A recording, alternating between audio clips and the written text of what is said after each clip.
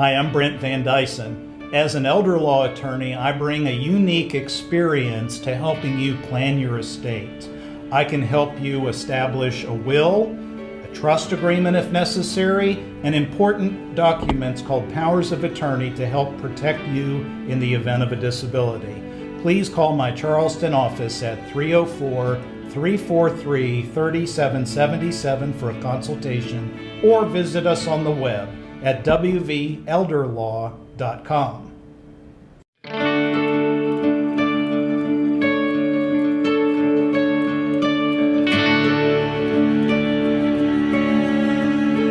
Welcome to this episode of Legally Speaking. I'm Amy Strobel, and I'm delighted to be joined by Brent Van Dyson from the Van Dyson Law Office. Tonight, we're going to talk about couples when it comes to Medicaid, Medicare. Yes. What do couples need to know? So if we have a married couple where one is going into the nursing home and the other one is going to stay home, asset eligibility for Medicaid's payment in a nursing home involves assets owned by the couple collectively. And this can be, this sometimes borders on unfair. Of course, I've certainly heard people use stronger language to describe how unfair I can't wait to hear what you're going to say. Okay. All right. So effectively, if out of a married couple, if one goes in, and it doesn't matter, husband or wife, we'll just say husband goes into a nursing home permanently. Remember, Medicare's out of the picture. Mm-hmm. So we're trying to help the person qualify for Medicaid. Okay.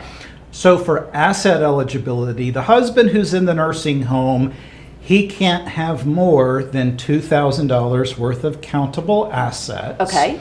And when they're going to look at countable assets, they're going to look at the assets that the husband owns by himself, the assets that he owns jointly with his wife, and the assets that the wife owns by herself. Okay, to determine his eligibility. Why her assets? Okay, so the Medicaid program effectively treats a married couple as if they're one person for asset eligibility.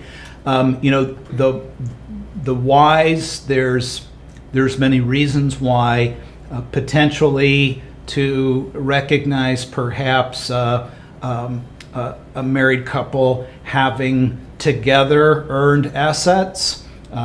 Presumably early in life, but that's not always the case, especially with later in life marriages. In this situation, if the husband and wife married after both had seen their spouses pass away, and let's say the wife is bringing in significant money that she received as an inheritance from her deceased husband's life insurance. And that would count toward her assets. And his eligibility. Okay. I need you to break this down even more for us, please. So if we've got, let's throw some numbers at it, okay? So husband's gone into the nursing home, and let's say him and his wife together own a home, a brand new automobile, household furnishings. They have $10,000 in a savings account that she owns. Okay. And they have a second-hand car that they own jointly worth $10,000. So they're going to look at the total assets on the day the husband goes into the nursing home to see what their total assets are. The husband can't have more than $2,000.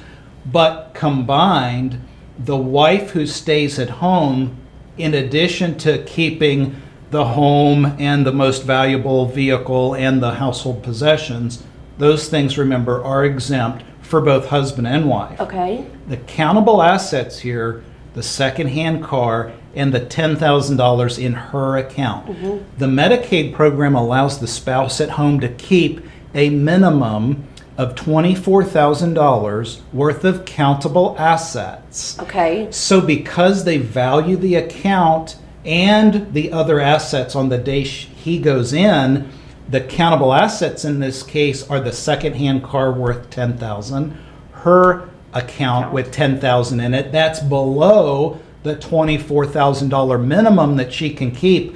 Effectively, he's going to be Medicaid eligible from day one. Perfect. She gets to keep everything. Now, when you get above that $24,000 threshold, then you're into a spending situation before you can qualify.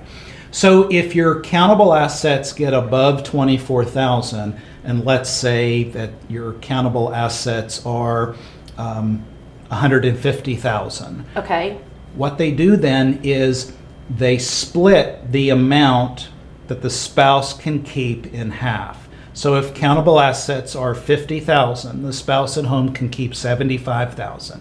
Okay. The other 75,000 is the spend down amount. This is what has to be spent after her husband goes into the nursing home. And remember, if he's in the nursing home and Medicare's done paying, or if he's just gone into a nursing home straight from home and there's no Medicare, he's going to be private pay anywhere from $9,000 to $14,000 a month. And oftentimes, people who are uninformed would just simply spend that part paying down the spending on nursing home care. Yeah. So with this much in assets, you can see they split the baby, okay, so to speak.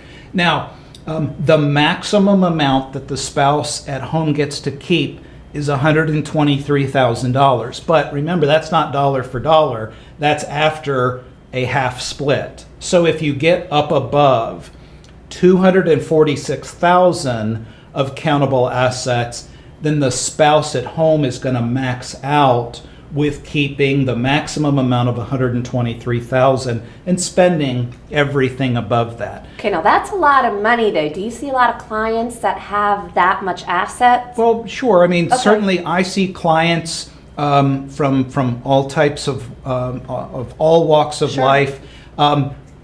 Typically, your average West Virginia citizen who may have worked as a state employee, a teacher, a mechanic, a coal miner, a chemical plant worker.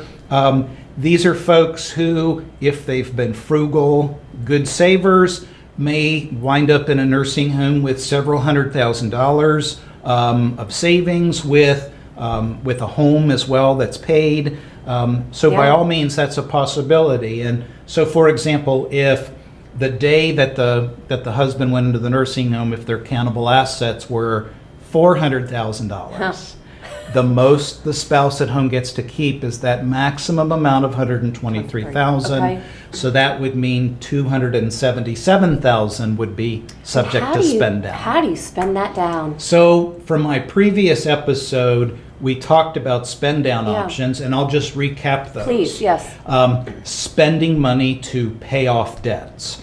So if on the date that the nursing home patient, the husband, goes into the nursing home, if the countable assets are $170,000, she's going to get to keep $85,000. Okay. The day after he goes in, she then pulls out the other $85,000 she has to spend, pays off the mortgage. He is now going to be eligible at the beginning of the next month. She had to spend $85,000, but she spent that paying off a debt instead of keeping the debt and spending $85,000 on care. So there's no requirement that you have to spend $85,000 on care. You may very well spend part of that paying for care until you complete the spending, but that's powerful information. It's fantastic, and we're going to get a lot more information from you in just a moment. Stay with us.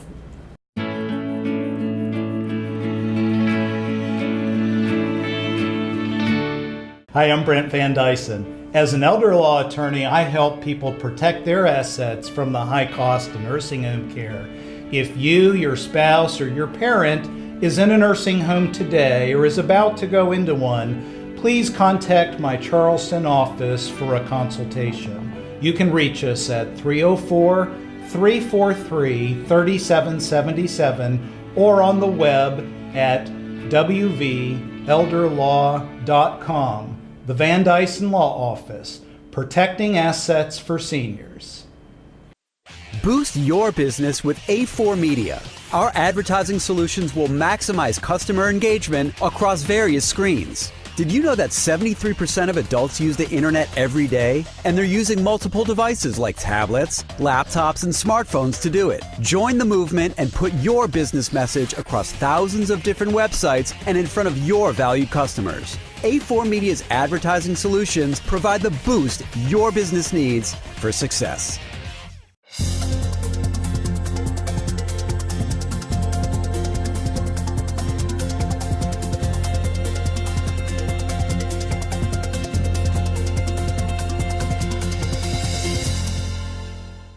Welcome back to Legally Speaking, everyone. Before the break, we were talking about how to spend down so that your spouse would qualify for Medicaid benefits. Tell us more about how the spouse living at home can help accomplish that. Okay, so we talked about paying off debts. Yes. Now, if no debts exist because maybe they've paid cash for everything or we're good at paying those off in the beginning, then we're going to look at, can we spend money on non-countable or exempt assets? The home is an exempt asset. If the home needs some improvements or repairs, maybe it needs new kitchen appliances, maybe the floor coverings need to be replaced, maybe the heating and air conditioning system needs updated, there's a good potential for spending that you're taking countable assets of cash that have to be spent. And instead of spending those paying for nursing home care, you're going to spend those making improvements to the home. Another option would be replacing the primary automobile. You can have one automobile, the value doesn't matter. Husband's gone into the nursing home. Maybe this couple has two older cars. They don't need two cars now. Wife is going to sell the two cars and then with some of the money that needs to be spent, purchase one primary vehicle. Remember, she has to spend $85,000 in my example. There's no value limit, so she could conceivably go spend something, spend that much on maybe a European car or something like a Mercedes. Now, most likely the client has what she has. Her and her husband have that because they've been frugal. If they needed a new car, they might be looking at a Chevrolet or a Buick and not a Mercedes. But either way, a car is a pricey object and a great way to spend down some money. Yes, and it doesn't have to be a new car. It could be a good used car, for example. Then another opportunity would be buying new household furnishings, personal belongings, things like that. So if there's the bedroom suite's worn out or it's time for a big screen TV, and if those are appropriate things to spend money on, that could be right. Spending money to prepay funeral expenses, that's a real good one. So if we've walked through these options with the client, pay off debts, make home improvements, purchase a new or used primary vehicle, Funeral. prepay Pre-planning. funeral, buy furnishings. If the client says no, no, no, no, no to all of those, then they might very well be back in the position of having to spend money paying for nursing home care, except that there is another option. And so this is limited only to the case where we have a married couple with one in the nursing home and one at home. Okay. And in our example, the day that the husband went into the nursing home, total assets were $170,000. So the wife at home got to keep $85,000. The other $85,000, until she spends it, remember, the nursing home is going to charge them $9,000 to $14,000 a month. So the day after he goes in, if she doesn't have anything that she wants or needs to spend it on, she can use that money to purchase a Medicaid compliant annuity. Oh, I have not heard that term before. What is that? So an annuity is a financial product, and just so you know, I'm an attorney. I don't sell financial products, okay? And that should be a concern anytime you hear anybody talk about a financial product that could solve all of your problems. Right, you ought to always be skeptical of that. But the Medicaid rules allow something very unique. The spouse at home can take the spend down amount, and there's no limit on that. In this case, it's $85,000. The day after her husband goes in, she then goes to a seller of annuity products and purchases a Medicaid compliant annuity that's going to make payments to her, equal payments, over a period of time. So effectively, she's taken $85,000, put it into this annuity that over a period of time is going to make equal monthly payments to her. If she lives long enough to collect all the monthly payments, she gets back all of the money she put into the annuity. And this is only a spouse, not a child can't do it for parents, Correct. just a spouse. Just a spouse, Okay. and that's for a spouse who's staying home while the other spouse is in the nursing home. Okay. There's got to be a catch, right? It sounds too good to be true. Here's- See, we kind of do sound like salespeople. Here's the catch. If the spouse at home who's receiving this annuity payment stream dies before the last payments are paid out, Okay. the state of West Virginia's Medicaid program gets reimbursed for the husband's care out of the annuity. Okay. And that's a fair Okay. trade-off. And that sounds fair. But certainly if the spouse at home lives long enough to collect all of those payments, then the state then has no annuity to make a claim against. Mm-hmm. And so you can effectively foreclose that. And here's an interesting point.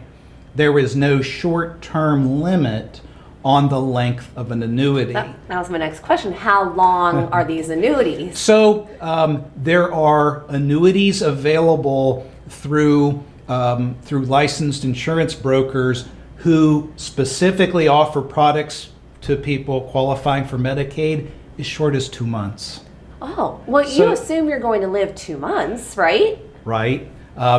And yes, in effect, it's true. If we Huh. have the married couple, and this is why I think in another program I might have said, if I have a married couple who's hired me to go through the Medicaid application process, and I have one in the nursing home and one at home, and if they have excess countable cash assets with really nothing they want to spend it on, then the amount of money that needs to be spent can go into a short-term 2-month annuity for the spouse at home. They purchase that from the broker. The next month, the spouse in the nursing home is eligible, and then 30 days later, the spouse at home gets her first annuity payment for $42,500. Another 30 days later, she gets the final payment of $42,500. And if she lived long enough to get both payments, Which then she should, you assuming would she was expect- healthy. Right, you would expect Okay. that. Now, she could take a longer annuity. Of course, then you're increasing the possibility that the Sure. state would have a Sure. recovery right. So often when I educate people on this point, they're usually opting for the shortest term. Wow, sounds good to me. Yeah. Hey, on that note, we're going to take a quick break, but we'll be Okay. back and talk more about married couples and how they can qualify for the Medicaid benefits. Stay with us.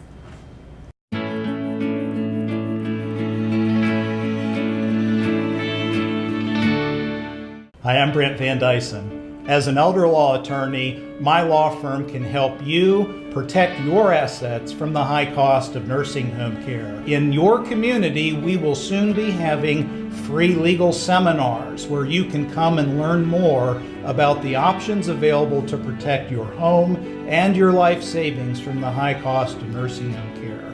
Watch your local newspaper for advertisements of this event, or visit our website at wvelderlaw.com for a list of the upcoming seminars. Biblical preaching, powerful singing. At Teays Valley Baptist Church, we believe in lifting up the name of Jesus and proclaiming Christ for the valley.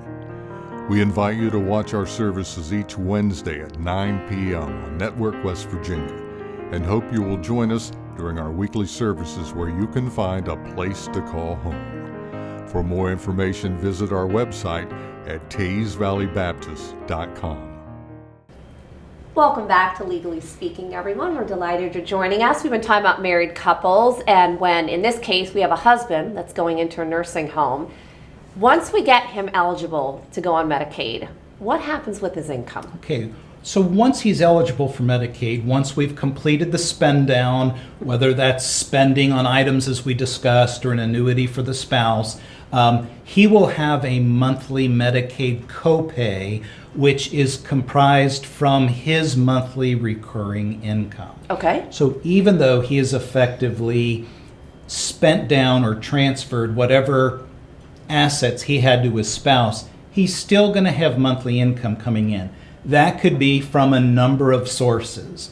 In West Virginia, the top 4 sources of income that I see would be Social Security, pension, VA benefits, Okay. black lung benefits. Okay. Those are typically the top 4 that I see if you have somebody who has spent through everything. So let's say that the gentleman in the nursing home receives pension income and Social Security income of $2,000 a month. His wife at home, who has raised their children, been a homemaker, and has never worked outside of the home, she has Social Security of $1,000 a month based on his Social Security Okay. earnings. Okay, so if he was a single person, his entire check, $2,000, Yes. get paid to the nursing home.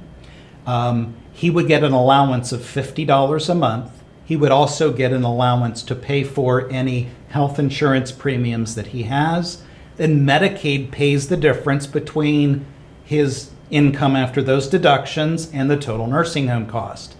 But when we have a married couple situation where the spouse who stays at home has low income, Yeah. there's a provision to allow her to keep enough income to bring her total gross income up to $2,030 a month. Okay. So let's round her up. Let's say her gross income from Social Security is $530 a month. Okay. She's $1,500 short. His income is $2,000 a month. So every month his income comes in. He can keep $50 of that. She gets to keep $1,500 of Okay. that. His monthly copay then is $450. So what's left of that income? Exactly. After making sure that her gross income is at least $2,030 a month. Now, if her monthly income was $2,100 a month, she wouldn't get to keep any of his monthly income. She's above that standard. Okay. Okay. Now, some of the things that need to be done once we've got the husband eligible for Medicaid, he can have no more than $2,000 worth of assets. Yes. Yeah. So they actually give you 90 days after eligibility to accomplish that part of it. Okay. So if by the time we got eligibility, if we hadn't gotten the husband's name off of other accounts, we would then have to go about doing that. Transferring to the wife any ownership interest in property, closing any accounts that he might have been a joint owner of. You know, he's going to keep a checking account. His wife's going to be on that account, so she has access to it and can maintain it. But now, since we've gotten the husband eligible by shifting all assets over to the wife, we have to guard against one possibility. That possibility would be if the wife dies first. Oh, okay. All right. Does she Now have, what? Does she have a will? that She is- needs one. Well, true. If she has a will, it's probably one that says, I leave everything to my spouse, if he survives me, or if not, to our 3 children. Okay. If she doesn't have a will, the state legislature has written one for her. And what does it say? If her children Yep. are all his children too, he would be the sole beneficiary of her estate as her heir. Which means the nursing home. So what this means is if the wife dies first after shifting all assets to the wife, to get the husband eligible, now he receives everything. He can only have $2,000. He's going to lose eligibility, and with no spouse, there's no more exemption Right. of up to $120,000 of assets. So all And no countable- annuity. Correct. Can't go get a new. Okay. Absolutely. So all countable assets above $2,000 are going to have to be spent down, and now he's just received full ownership of the house. Yes. So there's going to be a Medicaid lien. So one of the things that we're going to do after getting eligibility is help set up the wife's estate plan. Okay. If she dies first, she's likely going to want to put a provision in her will that creates a special trust for her husband that would allow monies to go into that at her death if she dies first. And then these monies flowing into this trust agreement then would allow the executor of her estate to use these funds to supplement her husband's needs if there are any supplemental needs. This type of arrangement can be structured to where these monies left in trust to her husband won't interfere with his eligibility, continuing eligibility for Medicaid, as long as that trust is drafted appropriately. And again, that's where having an elder law attorney comes in, because, you know, from my experience and my training, I know how to create a trust within a will that meets the Medicaid exception. Well, you are thinking of situations that the average person just doesn't begin to come up with because you've seen it. Right, You know it's out there, and you know how to fix it. absolutely. And I wanted to ask you too, what if the wife, the husband is met eligibility for Medicaid, is in the home, what if the wife suddenly inherits money? Or So- has another big money come in? Once he's eligible, she can be a millionaire the next day. It doesn't And it doesn't matter. matter. If he Okay. would inherit, Then it's a problem. Then it's a problem. Okay, all right. Right. Then you're in a situation now you have to start spending down again. Right. Okay. Oh my gosh, Brent, I'm so happy you're here to explain all this. And I want to ask you too, do you find it's better for a couple to come speak to you to start these conversations and planning, or do you like their children to come talk to you, or the whole group? What works? Ideally, if I would have the client come to me sufficiently far enough in advance that their Sure. health is decent, we can talk about what the pre-planning options are. If the husband's in the nursing home, I'm probably getting a visit from his wife in my office Yeah. to discuss this. Yep. If he is competent and capable of understanding, then we're probably then at some point having a meeting with both of them in the nursing home. All right, and flip side, what if the wife who has not worked, Mm-hmm. we're assuming in this situation the husband was the breadwinner, the wife didn't work, what if she goes to the nursing home? Okay. How does that impact him? Sure. So if they're both now in a nursing home, Or even if he's still home and she has to go. Mm-hmm. yeah. So we'll take the first example, Okay. because if we have husband and wife who are now both in the nursing home, the $120,000 exemption is lost. Gone. Okay. So total countable assets between both of them cannot exceed $3,000. And Okay. so it's effectively spending down everything. And if the wife who is the breadwinner goes into the nursing home, but the husband is living in the house. Right. So then the first example I gave, it doesn't matter who Okay. goes into the nursing home, husband or wife. The Medicaid rules allow all assets to be transferred to the spouse at home. The excess assets then are either spent down paying off debts, making home improvements, buying a car or funeral plan, or are put into an annuity for the spouse at home. Okay, same situation. Yeah. Brent, thank you. right. It's so much information, and again, I really encourage our viewers to contact Brent or an elder care attorney, because like we're finding out right now, there are so many different scenarios, and every family is unique and different, and you know how to help them. Yes. So thank you, sir, and thank you for joining us on this episode of Legally Speaking.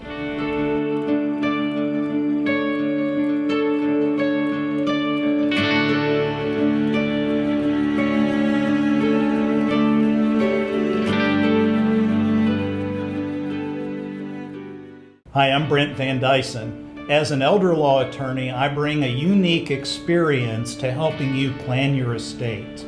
I can help you establish a will, a trust agreement if necessary, and important documents called powers of attorney to help protect you in the event of a disability.